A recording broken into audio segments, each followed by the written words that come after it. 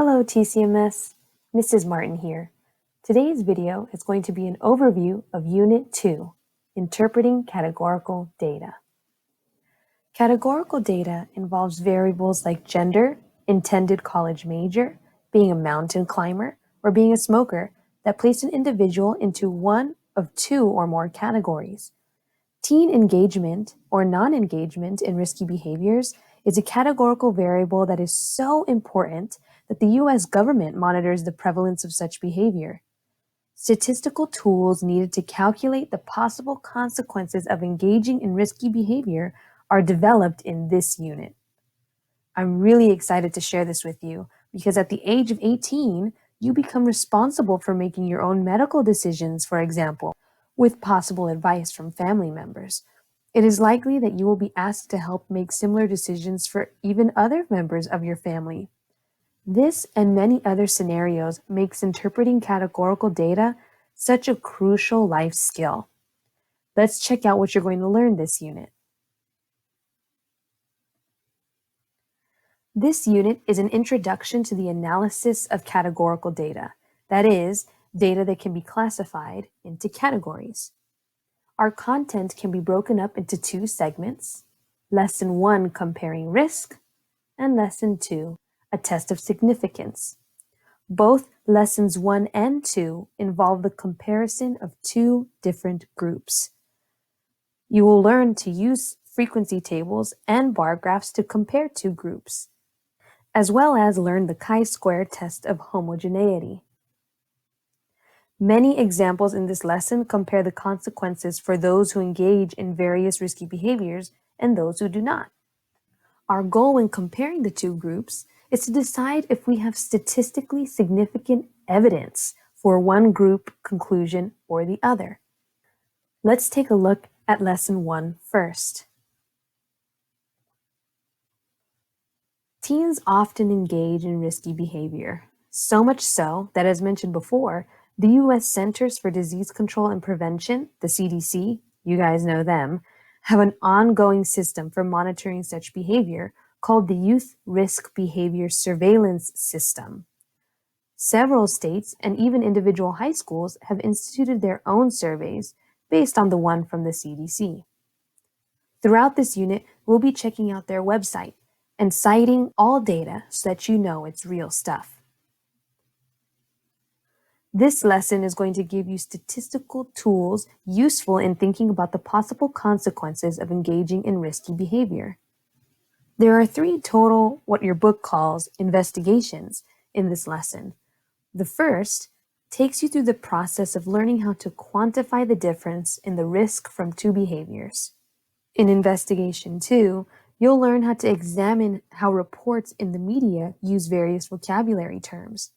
And finally, in Investigation 3, you'll learn how an experiment is appropriately designed to establish the effect of a particular treatment on some condition.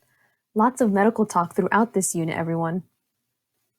We will continue to highlight important vocabulary throughout, including absolute risk reduction, relative risk, explanatory variable, response variable, lurking variable, frequency, bar graphs, false positives and false negatives, anecdotal evidence, placebo effect, and single and double-blind studies. We'll also be looking at something called two-way tables to compare data. Ultimately, Lesson 1 covers the following objectives. Understand terms used to compare risk, including absolute risk reduction and relative risk. Distinguish between explanatory and response variables. Interpret bar graphs displaying categorical data. Understand the limitations of anecdotal evidence and the possibility of lurking variables.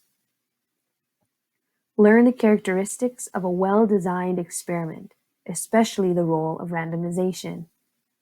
And finally, understand how to design an experiment to account for the placebo effect, including single and double blinding. On to lesson 2. This lesson is an informal introduction to significance testing, also known as hypothesis testing. The test of significance we'll be using in this lesson is the chi-square test of homogeneity. We'll be taking 2 random samples to come to a conclusion about the populations from which the samples were taken. Ultimately, the question we're trying to answer throughout is this: are the samples so different that we have statistically significant evidence that the populations are different? Or are the samples reasonably similar so we do not have statistically significant evidence that the populations are different? This will become clearer as we look through examples. For now, here's some vocabulary you'll be seeing throughout lesson 2.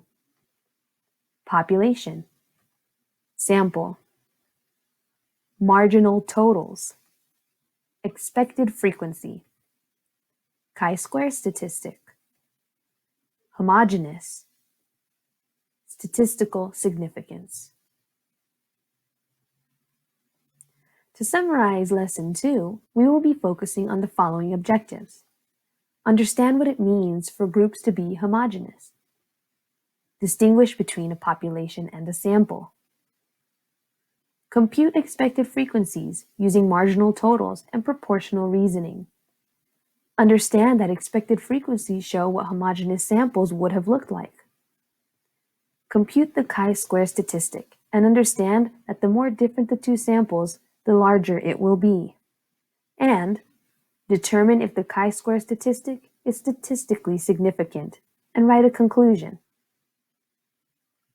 Now, before you start feeling overwhelmed, remember that we're going to be going through this little by little, step by step.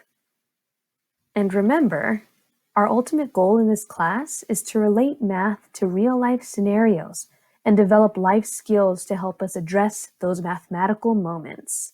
We'll be using lots of technology, checking out lots of examples, giving you the opportunity to wonder about things in the real world, and I'm really excited to share the content of Unit 2.